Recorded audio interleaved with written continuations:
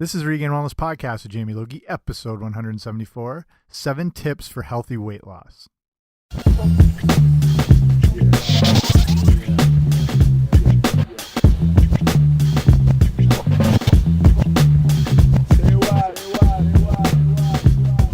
Hey guys, what's happening? Welcome back to the podcast. I'm Jamie Logie. I run regainedwellness.com, and this is Regained Wellness Podcast of the same name.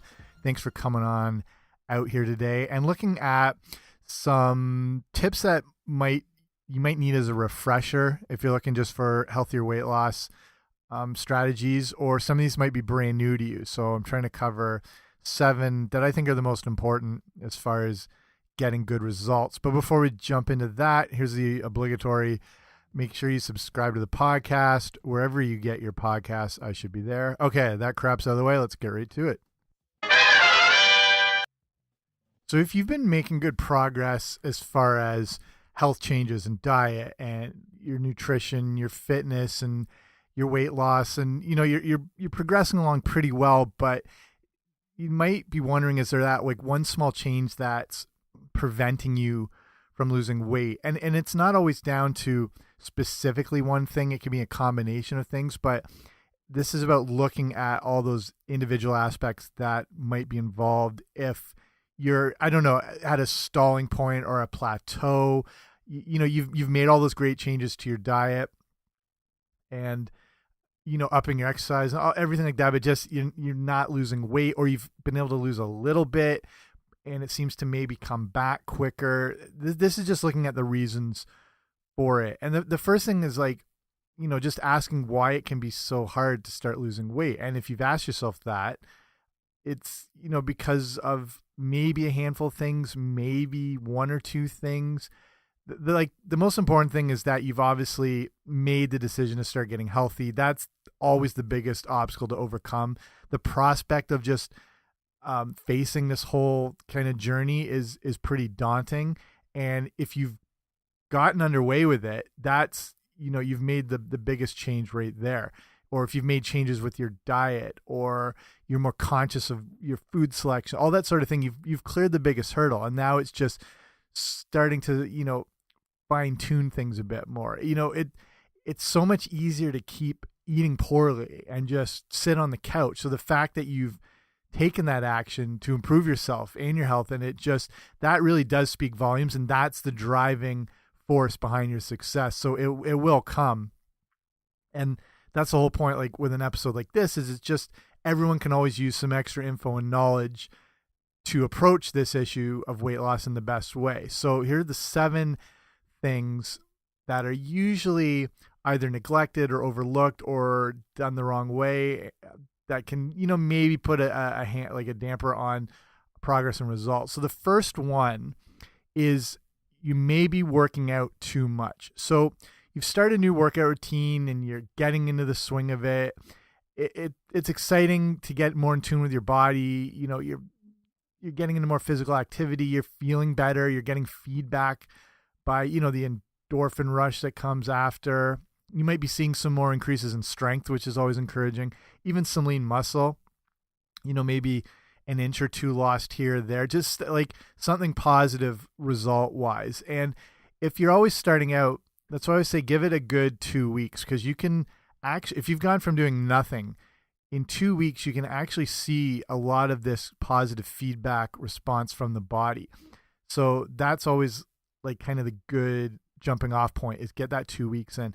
After that, around 6 to 8 weeks is when you can really see some, definite changes as far as weight loss, muscle gain. It's why you see a lot of like programs, whether they're online or in gyms or whatever, they're usually like these 6 to 8 week programs. And it's because it's a good amount of time to really give it a kickstart. And after that, around the 3 to 4 month point, that's when you can see some big overhauls happening. So you can't expect those things to be happening, right away. But if you give it that first 2 weeks, you'll get enough of, that positive feedback. It'll encourage you to keep going. 6 to 8 weeks, you start, noticing the bigger changes if you're consistent with everything. So just if you're looking for time frames and stuff like that. So this is the thing. If you've been enjoying it and, seeing some of those positive benefits, it might make sense in your mind to start working out longer and harder. Like if 3 days a week has felt great, then why not 5? Then why not 7 days? Why not strength training and cardio every day? If a 1 hour workout has been great, why not do 2 or 3? It seems to be a sure way to lose more weight and get fitter, but unfortunately it doesn't work that way. And you're better off allowing your body to rest as compared to overusing it.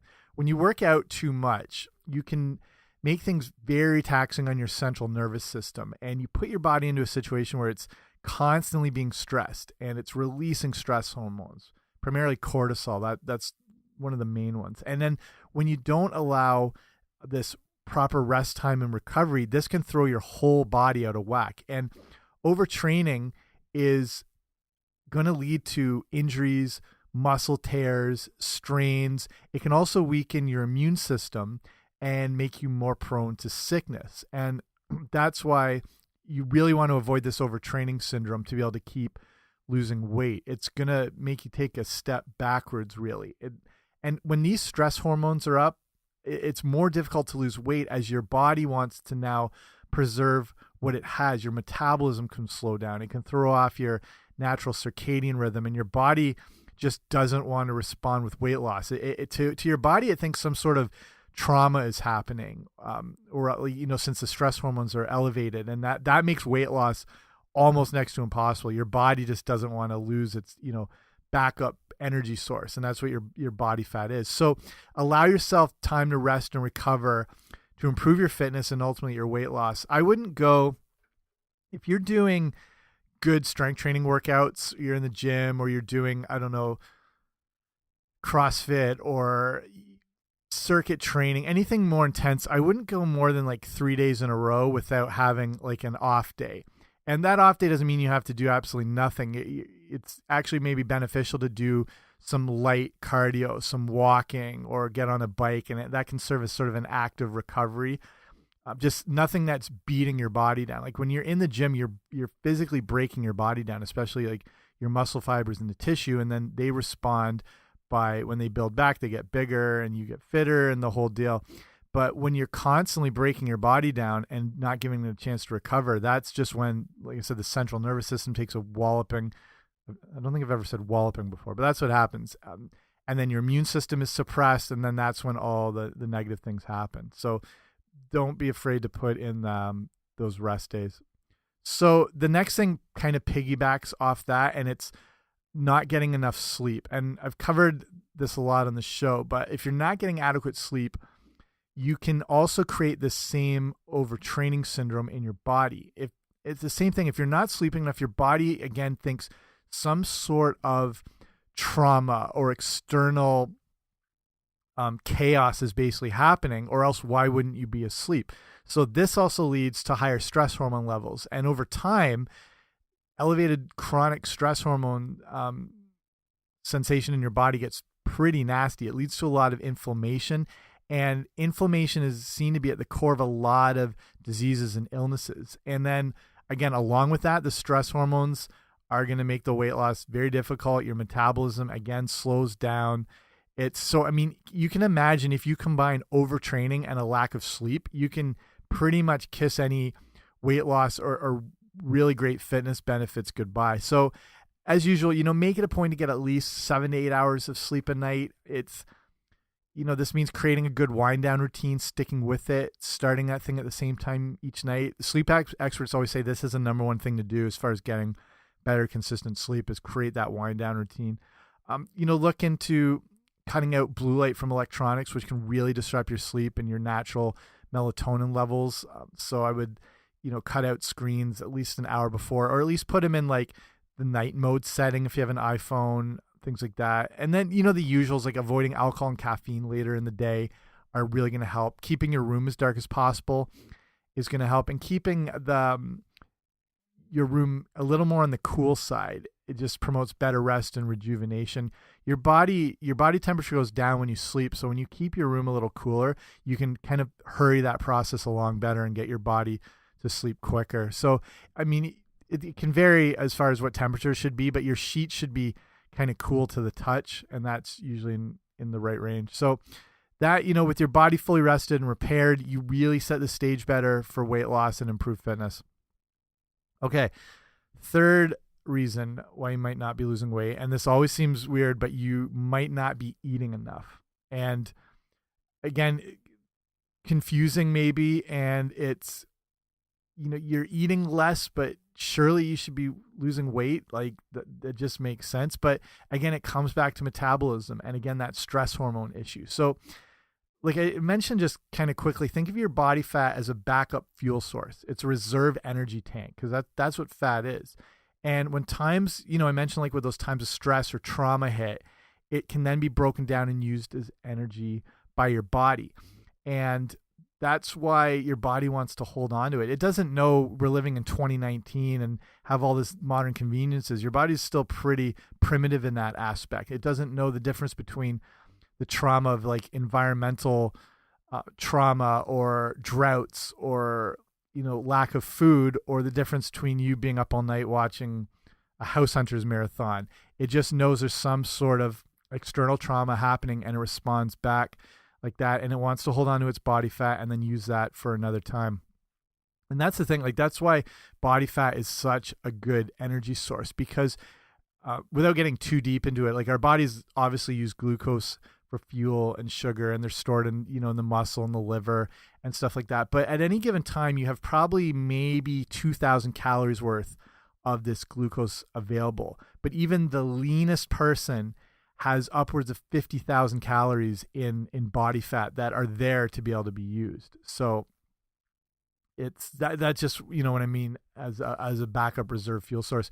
So when you restrict too many calories, here your body thinks here's another form of trauma. And because you're not feeding yourself, so something bad must be happening. So your body fat is like your body's contingency plan. And when you don't eat enough, your metabolism slows right down, and your body doesn't want to waste what it has. Everything becomes about conservation at this point, and losing weight is not going to be the top on your body's priority list. So then add to this, overtraining in the gym or the lack of sleep, and your weight loss just comes to a screeching halt. Your body is fighting against you to hold on to what it has. And again, this is where the injuries and sickness happens. And this might be your body's way of trying to slow things down as much as possible by like actually trying to get you off your feet by knocking you out with a sickness or whatever. It's just trying to do whatever it can to maintain what it has. So allow yourself to be fed and nourished. Your body needs consistent fuel in order to function properly and lose weight.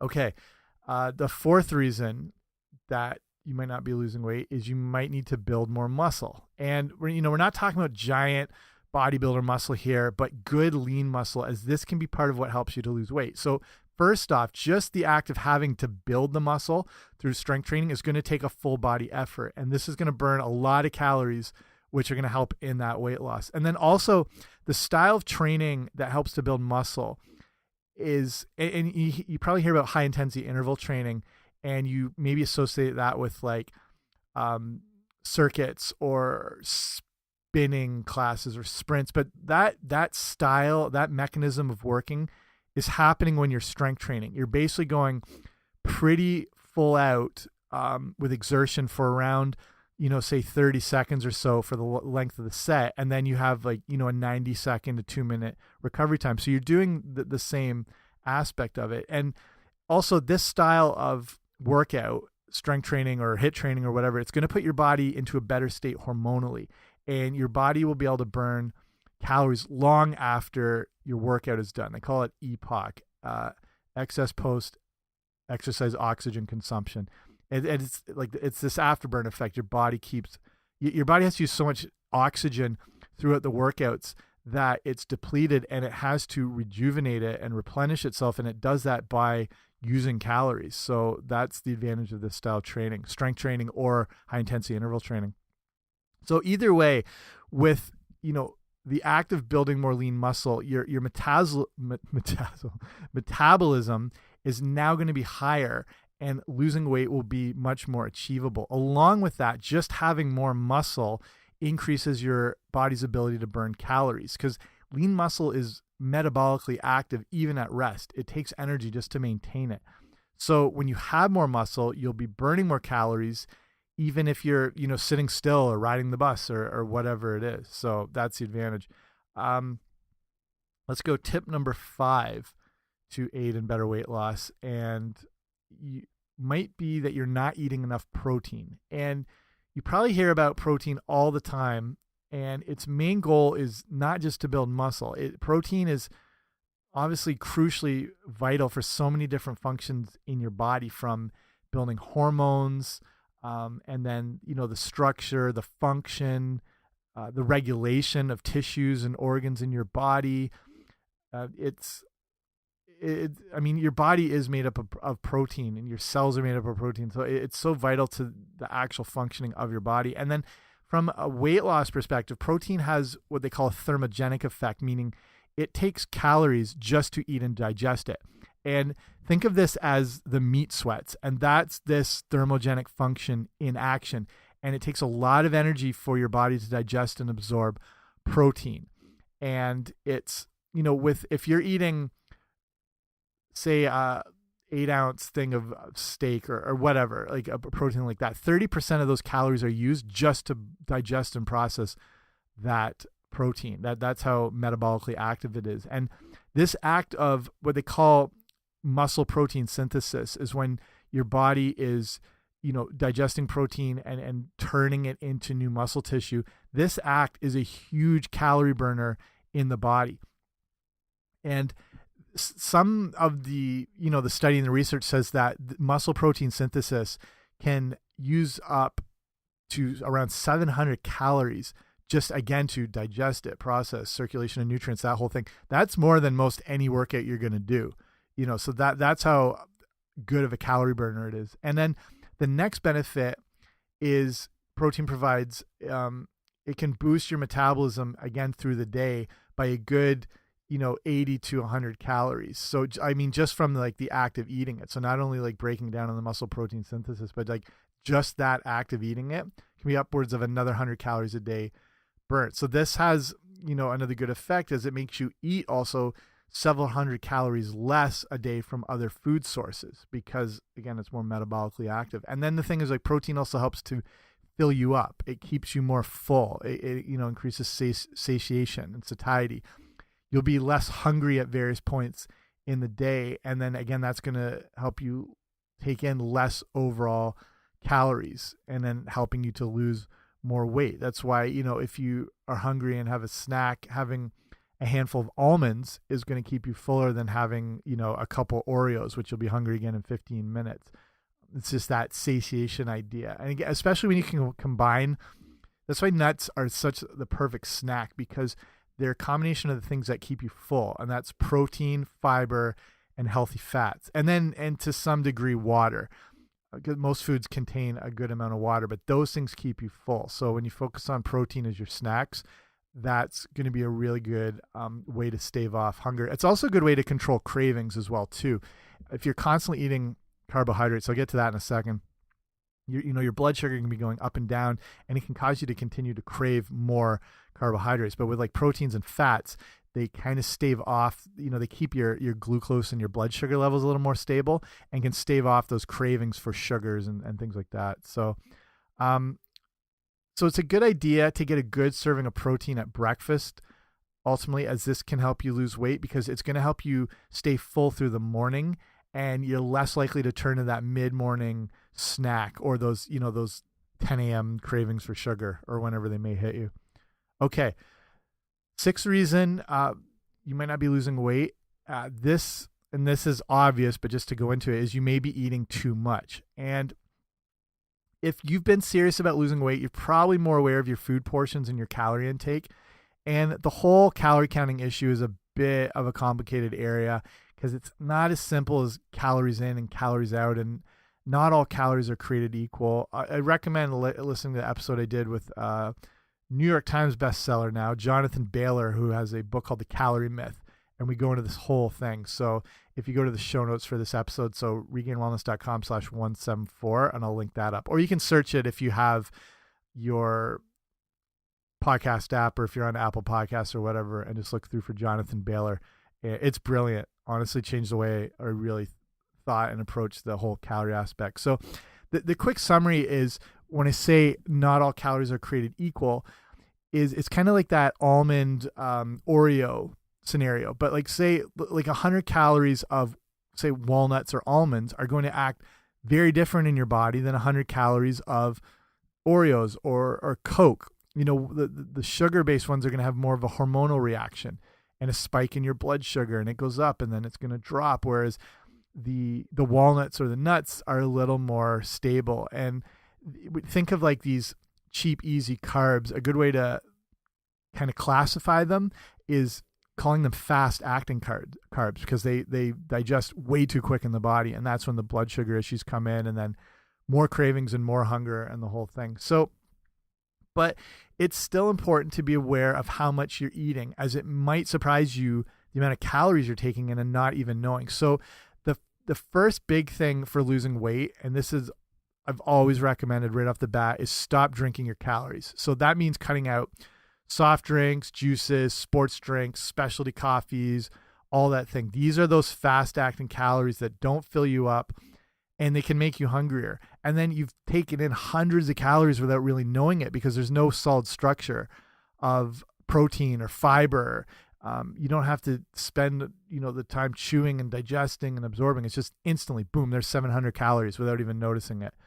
So, and again, since these drinks, even if it's fruit juice, like even if it's freshly squeezed orange juice, you'll get some vitamins and minerals, but it's not the way we're meant to consume fructose. We need in that whole fruit package with the fiber and everything that'll slow the digestion. So since these drinks are all sugar, that's the spike that's going to happen in your blood sugar. It's going to lead to the crash. And the crash phase is where you crave more of those fast acting carbs, and in simple sugar form, refined carb form. And for weight loss, this makes it so difficult. So just get rid of drinking your calories, switch to water whenever possible. It can help also to track your calories for a few days, just to get an idea of where you stand. And then from there, you'll know how you need to restructure things. Like, most people have no idea how much they're eating in a day. They could be eating 2,000 calories. They could be eating 4,500 calories and have no idea. That's obviously a massive difference. So just get an idea of where you're at. Say that, like, the almonds, for example, perfect healthy snack, and having a small handful is perfect. But if you do that over multiple times in the day, it can add up. So just 1 cup of almonds has around 530 calories, which may be more than you were planning to take in, even though it's a super healthy snack, and it's always a good alternative to any sort of junk-based food. But just start having a look and start being aware. You don't have to be a slave to tracking calories and food, but just for a little bit, just to kind of get that jumping off point and to see where you're at. Okay, let's finish on number 7 of reasons you might not be losing weight, and that's because you're eating too many carbs. And because we just started getting into it, and you might be sick of hearing about everything to do with carbs when it comes to losing weight. You do need to be aware of them. And if you've been having issues with losing weight, or blood sugar issues, or things like type 2 diabetes, you may want to go lower carb. I mean, this is something you do want to talk over with your doctor, but the majority of the carbohydrates we're exposed to are really not needed. They're things like white bread, white rice, white flour, white sugar. They provide you no nutrition. They're very high glycemic. That's fast-acting carbs right there. They're going to keep your blood sugar constantly elevated. It's just going to make it harder to lose weight. So keeping things lower carb can also have a positive effect on triglyceride levels, controlling cholesterol, again, the blood sugar and everything like that. So carbs based around your workout can still be great for energy, but you want to look at the best choices. And that's going to be things like steel cut oats, wild rice, sweet potatoes, quinoa is awesome. Keep them as clean as possible. So I think I'll end it there. And like I said, that whole thing of, why am I not losing weight? It's just, it comes up all the time, and I definitely understand it. It's heard around every gym and club in the world. And these might be the reasons why. So hopefully that's been helpful, and you can use some of those, or they can be a good refresher if not. So I'll wrap it up there. Thank you for listening. Again, if you like the show, subscribe to it wherever you find podcasts. If you really like it, leave it a rating and review. That way more people get to see it. So have a great week. Stay healthy, and remember to stretch your hamstrings. You know who you are.